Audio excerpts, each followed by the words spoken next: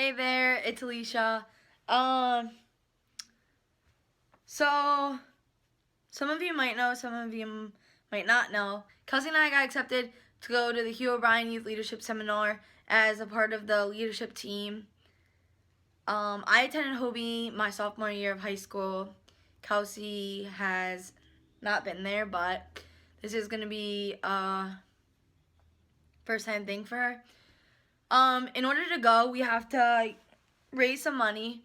So for every view on this video, I'm going to donate 10 cents, and for every like, I'm going to donate 25 cents.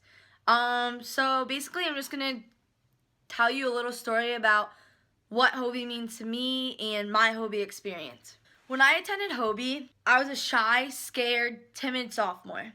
I was simply lost in the world that seemed to be moving so fast around me. I had always wanted to be a leader, but I had no self-confidence.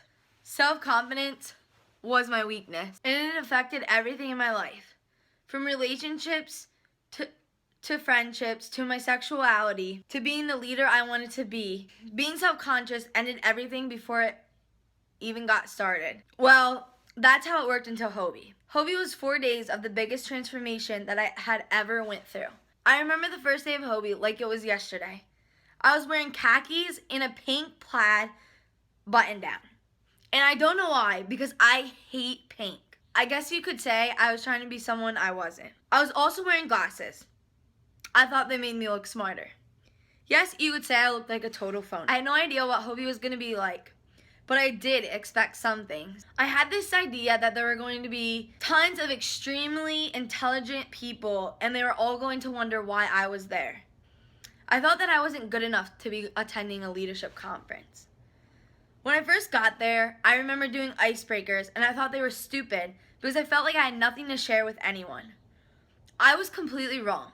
There was a volcano of ideas and thoughts that I wanted to share with someone. All of these things had been dormant inside my head for years. And it was when a random girl asked me a question that was on the icebreaker sheet that I realized that I needed to start opening up to people. That afternoon, I connected with a random stranger on so many levels. It honestly felt like I found a long-lost sister.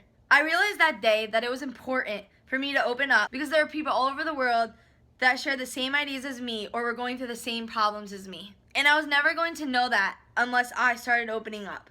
I made a goal that by the end of HOBY, I was going to try my best to open up and share something big with my HOBY group. At the beginning of HOBY and through most of it, I was very quiet.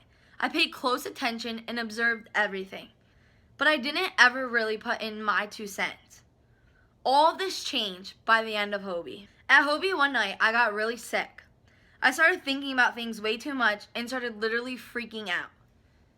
This is when my first actual anxiety attack occurred, and here I was at a leadership conference where I thought I was supposed to be normal, as if there is such a thing. My associate facilitator, along with a couple of other people, took good care of me, and I was better in no time. I share that piece of information because this was essentially night 2 of HOBY, which meant I had 1.5 days left of the seminar, and I was still this awkward, shy, timid sophomore. On the 3rd day, I was slowly opening up, and the 4th day is when I had my breakthrough. On the 4th day, before you leave, there's a reflection period. During that time, I wanted to share something so badly, but I was scared to death. There were over 200 people in the room, and the day before, I couldn't even share a story with 20 people on my bus. Finally, after my group members encouraged me to do it, I delivered. I stood up, shaking, and started to tell my story. Tears ran down my face. As I spoke, I looked around the room to notice other people crying. People in my group and people I had seen but had never gotten the chance to talk to. In that moment, I was impacted heavily. It was amazing how one story that involved me could connect so many other people. I could have never ever stood up in that crowded room if I wouldn't have went through this HOBY seminar. Every moment of the seminar was preparing me for that moment, for the moment that I literally felt like I was on top of the world. And it is good to reflect back on the person I was before HOBY and see how far I have come since then.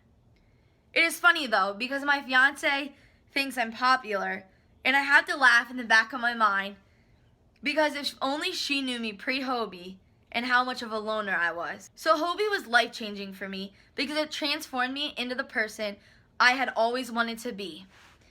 It was life-changing because I saw all these other people being themselves, and it gave me the mentality that it was okay to be me. It was life-changing because I met some of the most amazing people during those 4 days. It was life-changing because being a HOBY alumni has helped me in so many ways, from being the support system when I felt that I had nobody, to HOBY alumni from all over the world being a part of my proposal to Kelsey. Every day, I think of how lucky I was to have had the honor to attend HOBY.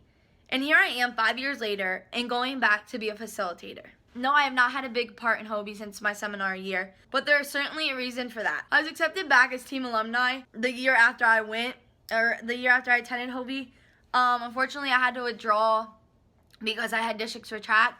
So my senior year, I didn't even, apply to be a part of team alumni because I knew that track districts was going to be the same weekend. My freshman year of college, I didn't apply to go back because I was at the MAC championships for track. And then last year during the HOBY seminar, I was in Oklahoma. And now that it is 5 years later, when I got that email, I knew that no matter what, I was applying for HOBY. I knew that in May, I was going to take a break from life for 5 days to attend the HOBY seminar. I knew I wanted to do it so badly because it's an opportunity for me to give back to an organization that helped me honestly so much. I know that if HOBY can help a student half as much as it helped me, that they're going to be just fine in life. So in May, you won't find only me at Central Pennsylvania HOBY, but you'll also find this girl. Yes, that's right. I encouraged my fiance to apply to HOBY so she could experience it for herself. It just seemed fitting since HOBY is where I gained the strength to be myself, and essentially it led me to her. I hope that you decide to help us make a difference in the lives of the sophomores that will be attending the HOBY seminar this year and years to come by donating to us. I certainly will be donating. For every view on this video, I will be donating 10 cents. And for every like on this video, I'll be donating 25 cents. So share this video, like it, comment on it. Other than that, bye. HOBY hugs.